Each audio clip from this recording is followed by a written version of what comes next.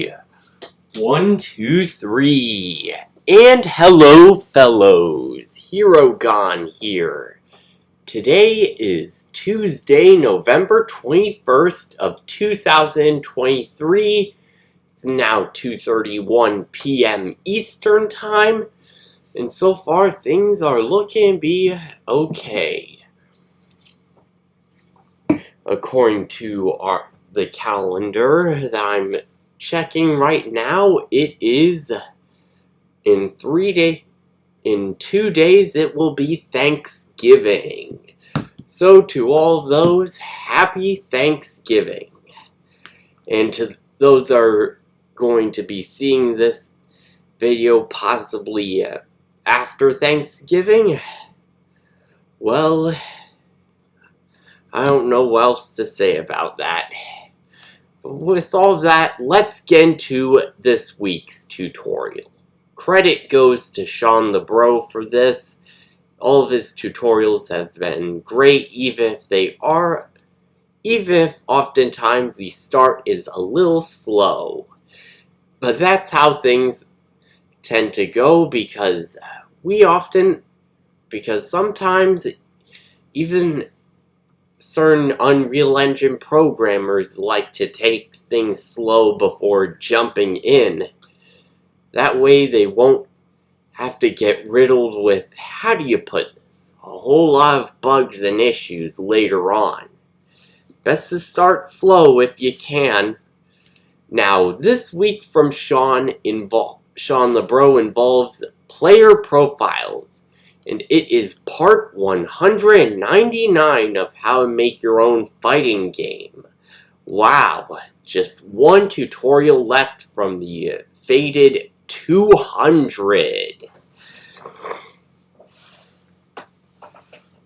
And of course, the video released 2 days ago on Sunday, November 19th, 2023. And in the episode, Shawn goes over creating player profile widgets, improving menu navigation, and determining which stats should be tracked for a player's player card. Now, do note that this does not involve the console-based stuff yet, or even connecting to things like Steam or Epic Games' own online for the player profile. It's just a simple one for now. And with that, let's get into it. This time around, there's no C++ coding needed. It's all blueprints. So going in, I have a new widget called Player Profile Widget. There's all this stuff here, different buttons, statistics, achievements, match history, that sort of thing.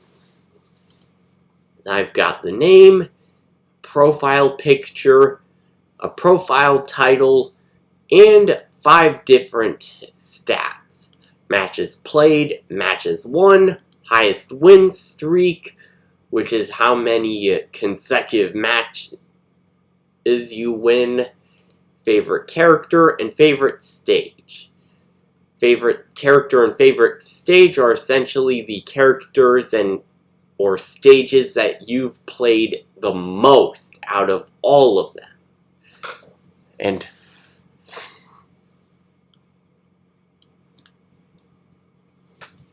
And then going into the graph itself, there's nothing yet. It's just supposed to be there for now. And of course, there's the back button in case you want to go back to the menu you came from before. Then I've created another screen called Customize Screen, which essentially acts as our spot for player profiles, since I'm not so sure about the whole organization thing.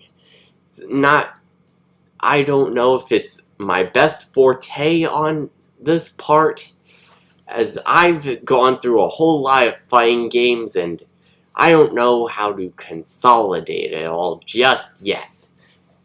we've got a character customizer button that I just put in there as a placeholder of sorts. And in the graph, I've got a few things that are similar to other menus. Before going there, we have the main menu, and our customize button now lets you go to this new customize screen.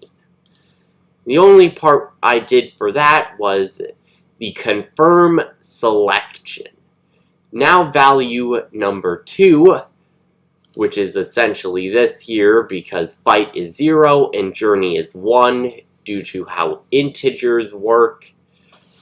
Number 2, now we set our visibility for the main menu screen to hidden.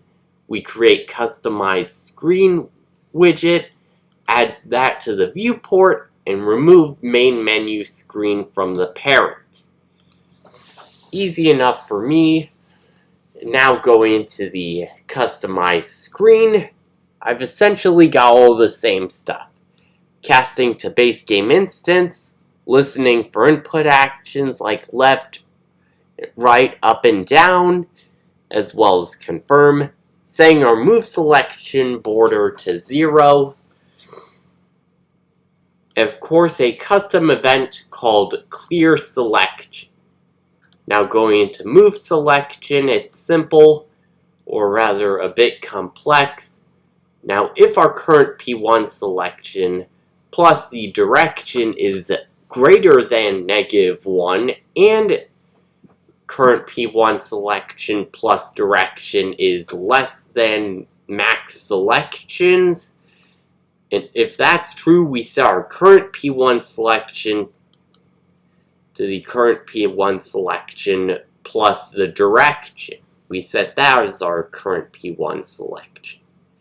And of course, we get our move selection border where we can play sound effects and set our style for the button or border as P1 hover. And we select between character customizer and player profile depending on what selection we're on. Then after that, we clear the past selections. If our current P1 selection does not equal a certain integer value, we clear a selection for a certain button. And in here is where this custom event comes in with an input of button to clear, the variable being button. We set our style normal image to nothing. That essentially means we have no border for it. And that is almost it. For the confirm part, it's simple. We play a sound, set our confirm P1 selection to the selection, and we switch on integer, then set visibility, create player profile widget, add to viewport, and remove from parent. Of course, with our confirmed stuff, I also, of course, have created a few interesting things. Move selection I've set move selection border for the customized screen to 0, then create local player, get a valid game instance ref, stop the music, then set the music type to main menu, and then play our music. Simple enough there. And that is pretty much it. Now, we won't be playing the game today, since this is just about setting up the player profile stuff. Go down to Customize, then Player Profile, and as you can see here, we can't exactly go back just yet.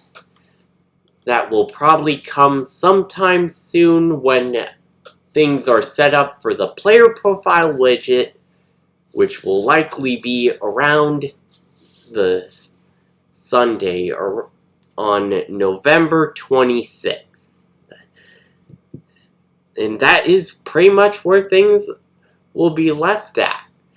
Credit again goes to Shawnthebro for his tutorials. They're pretty amazing for any sort of game devs wanting to make fighting games, Smash Bros, action RPGs, and first-person shooters, all that sort of jazz. And with all of that being said, I've been HeroGon, you've been you. Thank you for tuning in, but for now, I will see you guys real soon. Goodbye everyone, and happy Thanksgiving.